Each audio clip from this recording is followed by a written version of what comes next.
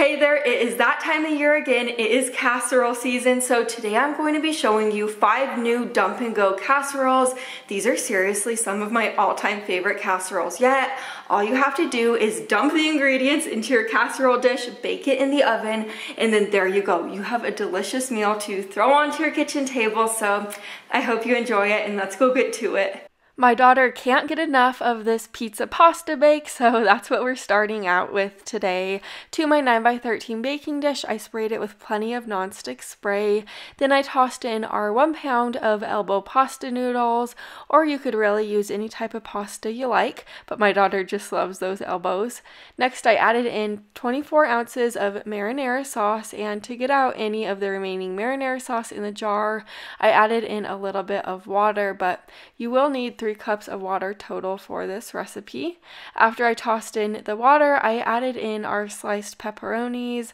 I added in about a half a cup of those, but you could always add in more or less, just depending on your preference. Lastly, I added in 3/4 cup of shredded mozzarella cheese, and I gave this a stir.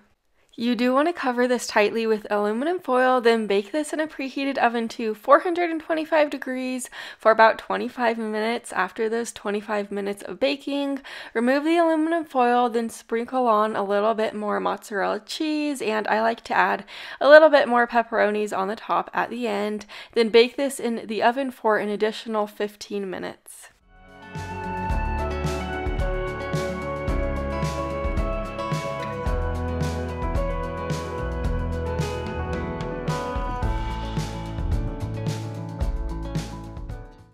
Here's what dinner looks like. You will not believe how easy this meal is to throw together. It's also a crowd pleaser. Your entire family will love this one.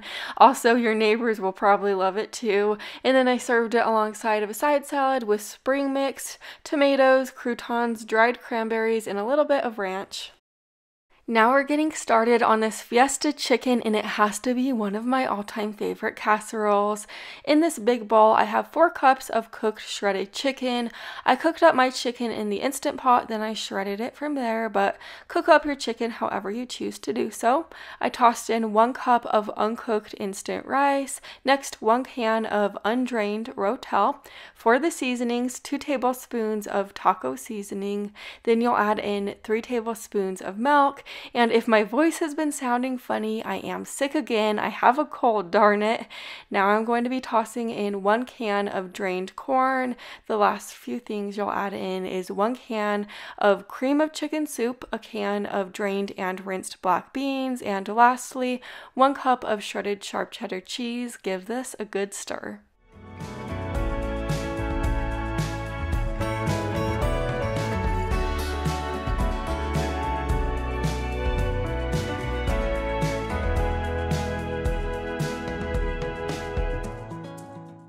I have a 9x13 baking dish right here. I'm spraying it generously with nonstick spray, and then I tossed that casserole right in there. Over the top of the casserole, of course, this is optional, but I did add a little bit of cheese. I added in about 3/4 cup of shredded sharp cheddar cheese. If you're not a cheese person, you certainly don't really have to add cheese to my recipes, but if you know me, you know by now that I am obsessed with cheese. I baked this covered with aluminum foil in a preheated oven to 350 degrees for about 30 minutes, and then I uncovered the foil and I baked it for an additional 10 minutes.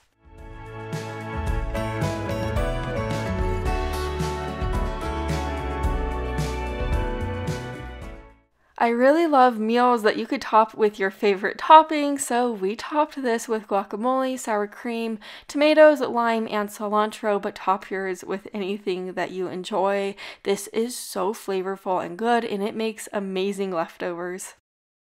Now we're making kind of like spaghetti and meatballs, but instead of spaghetti noodles, we are using rotini.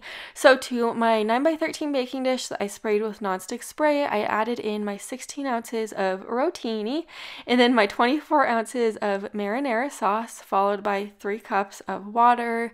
And then for the meatballs, I am using Italian style meatballs today, and I'm using about 16 ounces of those. These are frozen meatballs that I thawed out. And then add in 2 teaspoons of Italian seasoning, then lastly 1 cup of mozzarella cheese, and give this a really good stir.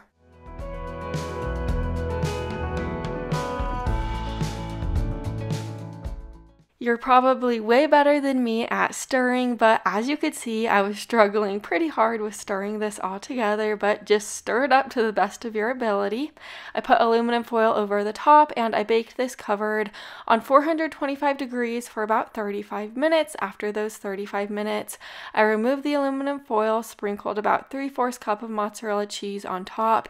Then I baked this for an additional 15 minutes, and here's the finished product. This has so much great flavor. It is really easy to throw together. You seriously just dump everything into your baking dish. That's kind of the magic part about these dump and go casseroles today. Now we're getting started on this classic chicken and rice casserole. To begin, I have 2 large chicken breasts right here. As you see, I'm slicing them in half horizontally like this. This is going to make your chicken quite a bit thinner. It's going to help your chicken cook so much quicker in the oven, and then it will also make your chicken super duper tender in the end. So whenever I say to cut your chicken like this, just do it like this, and trust me, it is worth it. But after I was through with that, I set the chicken to the side. To my 9x13 baking dish, I added in 2 bags of Knorr cheddar broccoli rice sides. Then I'm going to be adding in 1 can of cream of mushroom soup and a can of cream of chicken soup. After I was finished with that, I added in 1 cup of water and I whisked this super well.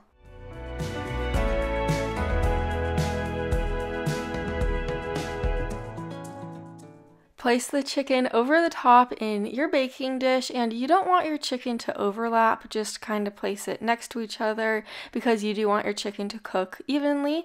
And then I seasoned this with a dash of paprika, Italian seasoning, pepper, and salt, but you could really add any type of seasonings that you love.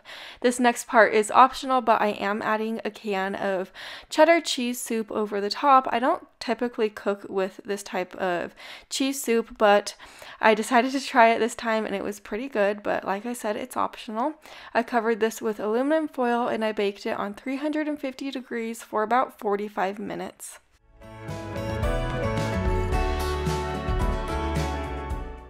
My little baby Macy is about 5 months old now, and every time I cook, I pretty much wear her in this little wrap. It's just the sweetest thing ever. But now that our casserole is out of the oven and our chicken's cooked through, I sprinkled a 1/2 cup of cheddar cheese over the top, and I baked this for an additional 10 minutes.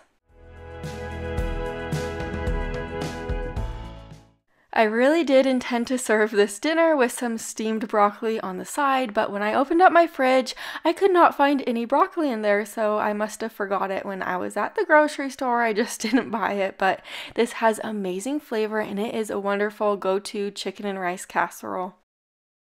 Now we're making this country sausage and hash brown casserole. To my cutting board, we are going to slice up our 14 ounces of kielbasa sausage just into little discs right here. I placed the sausage into my large bowl. Next, you're going to be tossing in a 30-ounce bag of frozen shredded hash browns. It seems like a lot, but just trust the process. Next, add in a 1/4 cup of melted butter, followed by 1 yellow onion that you diced, and then toss in 1 cup of shredded sharp cheddar cheese, 1 cup of sour cream. If you don't care for sour cream, you could use plain Greek yogurt as a substitute, and then a can of cream of chicken soup. And then for the seasonings, you could really add in any seasonings that you like, but I like to add in a teaspoon of onion powder, a teaspoon of paprika, and then a teaspoon of salt and pepper. Give this a stir. This is another one of those dinners that's a little bit hard to stir, but just do it to the best of your ability.